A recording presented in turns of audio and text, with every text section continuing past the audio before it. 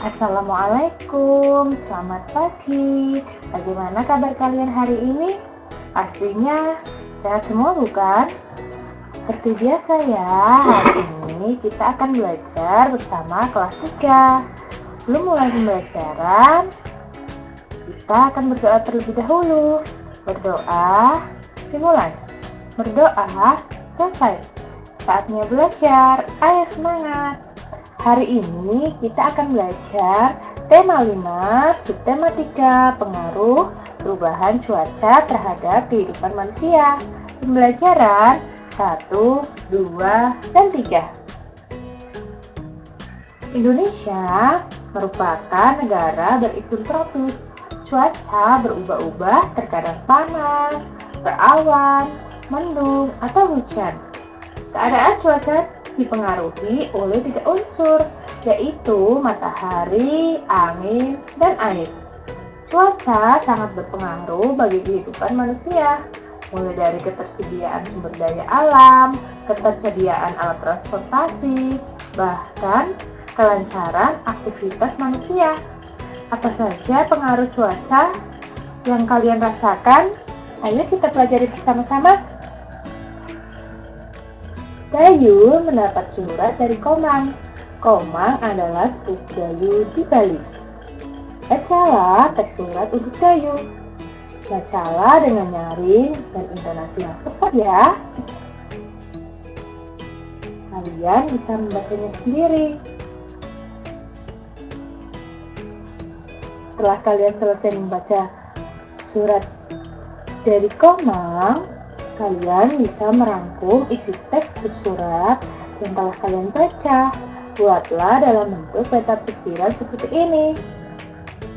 Di sini sudah ada 5 pertanyaan untuk merangkum surat untuk Dayu. Yang pertama, kapan dan di mana peristiwa itu terjadi?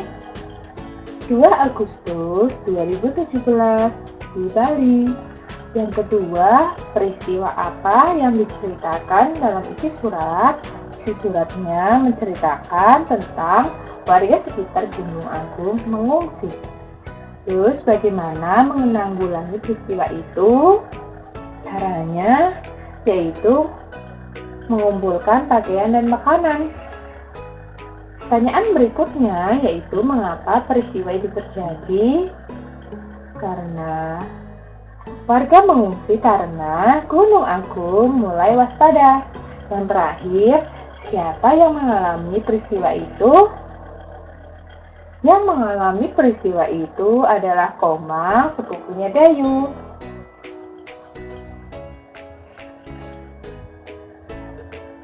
Kemudian kalian amati gambar di bawah ini dan kelompokkanlah berdasarkan keadaan cuaca yang sama ya. Di sini ada jas hujan, jaket, payung, selimut, teh hangat, dan yang lainnya.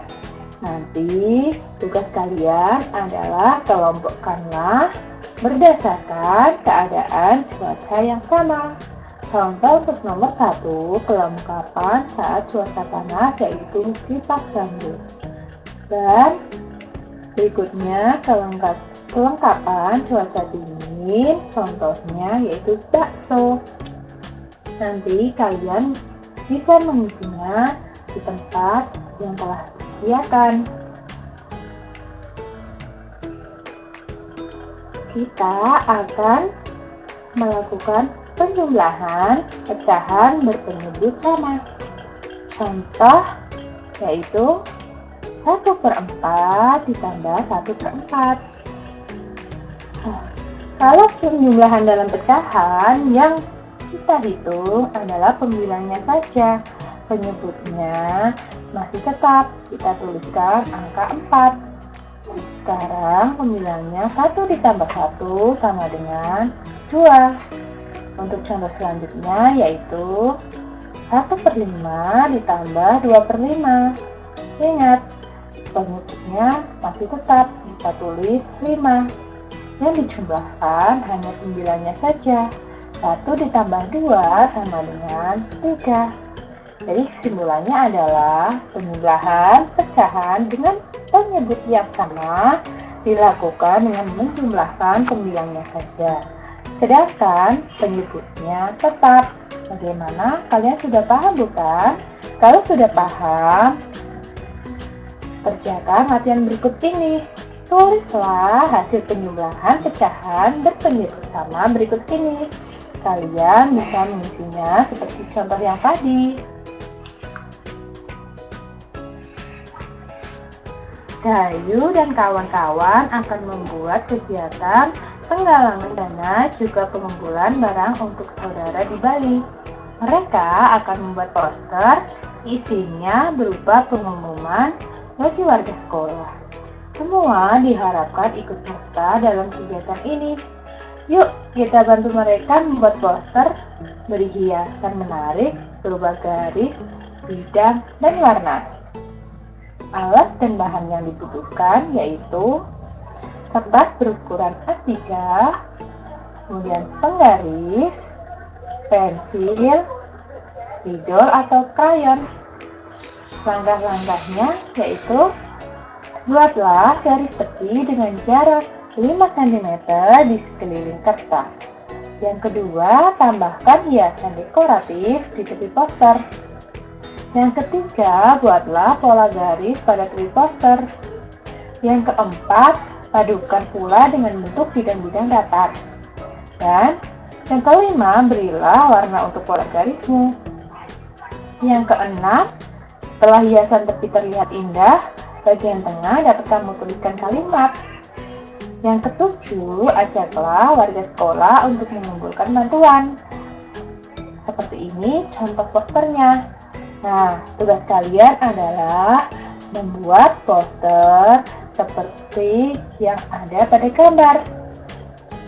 Jangan lupa diberi hiasannya supaya nanti hasilnya jadi lebih menarik dan indah. Indonesia merupakan negara dengan wilayah yang luas dan beragam. Wilayah Indonesia berbentuk pulau. Pulau yang dipisahkan lautan. Setiap pulau memiliki ciri khas dan iklim tersendiri. Hal itu turut mempengaruhi tanaman yang tumbuh di wilayah tersebut. Maka dari itu, setiap wilayah Indonesia memiliki tanaman khas yang berbeda-beda. Siti mengajak teman-teman berdiskusi. Tanaman apa yang tepat ditanam pada daerah dan musim tertentu? Perhatikan percakapan mereka berikut ini.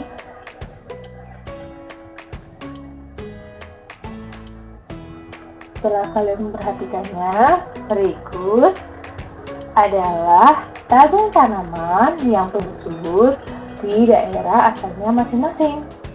Yang pertama, dari Papua ada tanaman yang tumbuh subur di sana yaitu pohon sagu. Kemudian Sumatera Barat tanaman padi.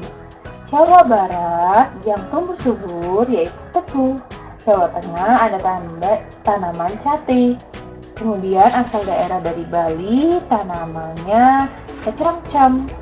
Dari Sumatera Selatan ada tanaman duku. Dari Nusa Tenggara Timur ada tanaman gaharu. Dari Maluku ada cengkeh. Kalimantan Timur ada ulin. Dan Kalimantan Barat ada rotan. Itulah beberapa contoh tabel tanaman yang tumbuh subur di daerah asalnya masing-masing. Senang ya memiliki teman dari berbagai daerah.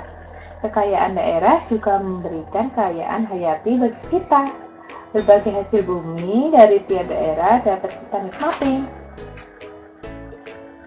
Sekarang ini hujan sering terjadi. Tahukah kalian dari mana asal hujan dan kemana perginya hujan? Yuk kita pelajari bersama-sama. Hujan itu terjadinya dari panas matahari membuat air laut atau danau menguap.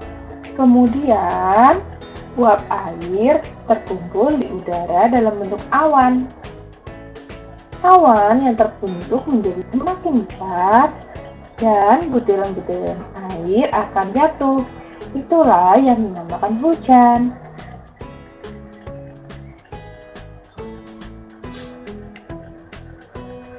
Saat musim hujan, hujan kadang datang dengan tiba-tiba. Hujan yang datang tiba-tiba mengejutkan hewan. Hewan yang sedang berkeliaran akan segera mencari tempat untuk berteduh. Ada hewan yang berlarian, ada pula hewan yang meloncat-loncat. Salah satu hewan yang bergerak dengan meloncat adalah kelinci. Ayo kita tirukan gerakan kelinci meloncat. Yang pertama, berdirilah tegak, angkat tangan ke belakang. Yang kedua, lalu dorong ke depan dan bungkukkan tubuhmu sambil menekukkan lutut. Yang ketiga, meloncatlah ke depan dan mendarat dengan baik. Yang keempat, saat mendarat, posisi tubuh tegak dengan tangan direntangkan. Bertahanlah hingga hitungan 1, 2, dan 3. Setelah itu, berdiri sempurna. Sekarang, coba kalian perhatikan di sini Bu Guru sudah menyiapkan pola dekoratif khas Sulawesi agar kalian bisa mengenalnya. Nah, ada beberapa pola dekoratif khas Sulawesi. Ada yang pertama, ada 1, 2, 3, dan 4. Kalian bisa memperhatikannya. Motif-motif indah terdapat juga dalam dekorasi rumah adat suku Toraja, seperti berikut ini. Dalam rumah adat suku Toraja itu terdapat beberapa motif. Perhatikan motif-motif tersebut dengan seksama. Kamu akan melihat pola garis pada suatu bidang tertentu. Ada garis lurus vertikal, ada garis horizontal, ada garis miring, ada garis melengkung, ada garis bergelombang, dan masih banyak yang lainnya. Itulah tadi beberapa contoh motif dari Sulawesi.